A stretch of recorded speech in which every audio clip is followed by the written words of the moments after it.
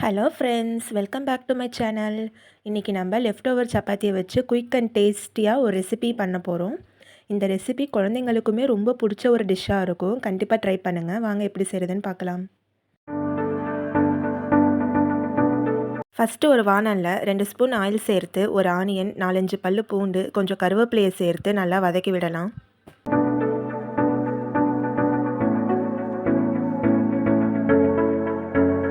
இப்போது கட் பண்ணி வச்சுருக்கிற வெஜிடபிள்ஸை ஆட் பண்ணிக்கலாம்.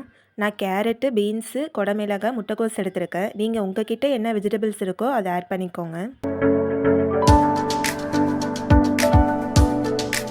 இப்போது வெஜிடபிள்ஸ்க்கு மட்டும் தேவையான சால்ட்டை ஆட் பண்ணிக்கலாம். ஒரு தக்காளியை கட் பண்ணி வச்சுருக்கேன், அதை ஆட் பண்ணிக்கலாம்.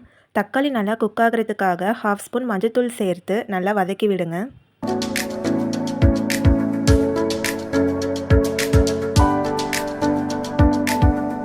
வெஜிடபிள்ஸ் குக் ஆனதும் 1 spoon chicken masala, 1 spoon chilli powder சேர்த்து லைட்டாக தண்ணி தெளித்து பச்சை வாசனை போகிற வரைக்கும் நல்லா மிக்ஸ் பண்ணுங்கள்.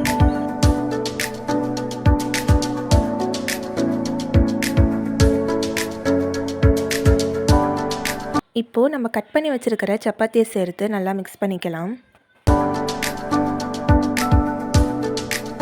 உங்கள் வீட்லேயும் சப்பாத்தி பண்ணுறப்போ பேலன்ஸ் இருந்துச்சுன்னா மறக்காமல் இதை ட்ரை பண்ணி பாருங்கள். 10 நிமிஷத்தில் குயிக்காக ரெடி பண்ணிடலாம். சூப்பராக இருக்கும். ஃபைனலாக கொத்தமல்லி இலையை சேர்த்து லைட்டாக மிக்ஸ் பண்ணி விட்டிங்கன்னா சூப்பரான டேஸ்டியான கொத்து சப்பாத்தி ரெடி. குழந்தைங்களும் நல்லா விரும்பி சாப்பிடுவாங்க. நீங்கள் கடையிலலாம் வாங்கி தராமல் இப்படி வீட்லேயே ஹெல்த்தியாக செஞ்சு கொடுக்கலாம். மறக்காமல் ட்ரை பண்ணி பாருங்கள். Okay, bye. தேங்க்யூ ஃபார் வாட்சிங்.